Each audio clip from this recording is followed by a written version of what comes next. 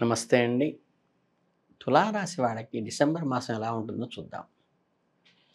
తులారాశి వారికి రవి, కుజ, బుధ, శుక్ర, రాహు సంచారం అనుకూలంగా ఉంటుంది. మాసాదిగా ఉత్సాహంగా వ్యవహరిస్తారు. భవిష్యత్తు కార్యక్రమాల గురించి ఆలోచన చేస్తారు. సమర్థతకు తగిన గుర్తింపు నేర్చుకుంటారు. పదోన్నతులు, బదిలీలు వంటివి ఉంటాయి. బంధుమిత్రులచే ఉపకారములు ఏర్పరచుకుంటారు. గతంలో వాయిదా పడిన పనులు పునఃప్రారంభించగలుగుతారు. ఎదురు చూస్తున్న శుభవార్తలు కూడా ఖచ్చితంగా మీ చెవున పడతాయి. ఆనందకరమైన వార్తలు. తులారాశి వారికి డిసెంబర్ నెల మొత్తం మీద కూడా జీవితంలో వివిధ అంశాలపై ఎలాంటి ప్రభావం ఉంటుందో ఇప్పుడు వారం వారీగా తెలుసుకుందాం. డిసెంబర్ మొదటి వారానికి వచ్చినప్పుడు ఏమవుతుందంటే, ఈ వారం మీ ఆత్మవిశ్వాసాన్ని పెంచుతుంది. మీరు మిమ్మల్ని మీరు చాలా సానుకూలంగా, శక్తివంతంగా భావిస్తారు. మీ తెలివితేటలు, చాతుర్యం మీరు అనేక క్లిష్టమైన సమస్యలను సులభంగా పరిష్కరించుకోగలుగుతారు. ఈ వారం మీకు అనేక విషయాలు, కొత్త విషయాలు లభిస్తాయి. మీ పనితీరును ప్రశంసలు కూడా లభిస్తాయి. బహుమతులు, గౌరవం, మర్యాదలు కూడా పొందుతారు. మీ సీనియర్లు మీ పనితీరులో సంతృప్తి చెందుతారు. ఈ వారం మీ సంబంధాలు కూడా బలపడతాయి. మీరు మీ కుటుంబ సభ్యులు, స్నేహితులతో కలిసి మంచి సమయం గడుపుతారు. ఈ వారం మీరు ఎవరిపైన గుడ్డిగా నమ్మకం ఉంచబాకండి. మోసం చేయటానికి, మీ ప్రయోజనాన్ని దెబ్బ కొట్టడానికి ప్రయత్నించేటువంటి వాళ్ళు వస్తారు కాబట్టి కొంచెం ఎరుకతో ఉండి బుద్ధి కుశలతో వ్యవహరించడం వల్ల మీరు దిగ్విజయం సాధిస్తారు. ఇక డిసెంబర్ రెండవ వారానికి వచ్చేసరికి ఏంటంటే, ఈ వారం మీరు భౌతిక సుఖాలను అందిస్తుంది. మీరు కొత్త కారు, కొత్త ఇల్లు కొనుగోలు చేయవచ్చు. గృహ సౌఖ్యము, ఇంట్లోని ఫర్నిచర్ కొనటం కానీ, కొత్త వాహనాలు కొనటం కానీ, ఇటువంటి సౌకర్యాలను మీరు పొందుతారు. మీకు ఏదైనా ముఖ్యమైన సమాచారం ఇవ్వచ్చు, లేదా ఏదైనా ఇబ్బంది వచ్చినప్పుడు మీకు సహాయం చేయడానికి అనుకూలంగా ఉంటుంది మిత్రుల ద్వారా. మీ కార్యక్రమాల్లో కొన్ని మార్పులు జరగవచ్చు. మీ బదిలీలు వేరే చోటకి కావచ్చు, కొత్త సీట్లకి మారవచ్చు, కొత్త బాధ్యతలు అప్పగించవచ్చు. మీరు ఆర్థిక విషయాల్లో జాగ్రత్తగా ఉండాలి. మీరు ఏదైనా తప్పుడు పెట్టుబడి పెట్టవచ్చు, మోసగాళ్ళ చేతిలో మోసపోవచ్చు. కాబట్టి ఏదైనా ఆర్థిక విషయాలు తీసుకునేటప్పుడు మాత్రం ఒకటికి 2 సార్లు బేరీజు వేసుకోకుండా ఆర్థిక విషయాల్లో ఎవరిని నమ్మవద్దు.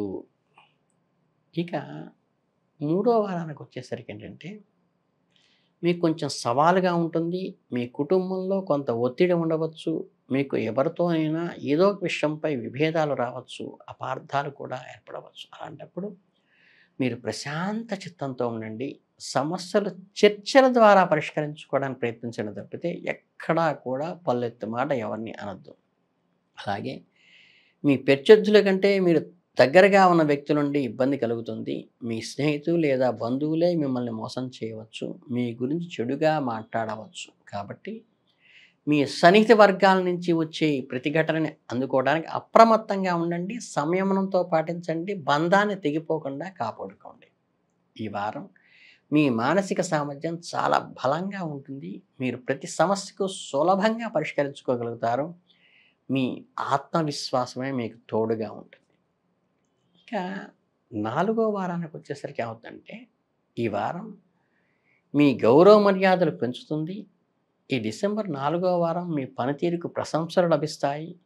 సమాజంలో మీకు గౌరవం లభిస్తుంది. మీరు అవివాహితులైతే మీకు వివాహ ప్రయత్నం కూడా అనుకూలవంతంగా రావచ్చు. మీ బంధువులు లేదా స్నేహితులు మీకోసం సంబంధం తీసుకురావచ్చు.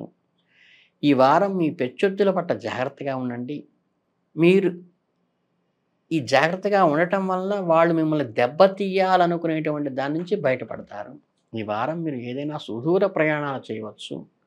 మీరు మీ కుటుంబ సభ్యులతో కలిసి ఏదైనా యాత్రలకు, విహారయాత్రలు కూడా వెళ్ళవచ్చు.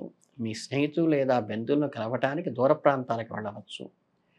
మీరు ఎవరైనా తెలివి తక్కువగా చేసిన పని వల్ల ఇబ్బందులు పడతారు కాబట్టి, స్నేహితులు, బంధువులు మీకు ఇబ్బంది కలిగించే పని చేయవచ్చు కాబట్టి, కొంచెం సంయమనం పాటించి ఎరుకతో వ్యవహరించడం వల్ల మీరు ముందుకు వెళతారు.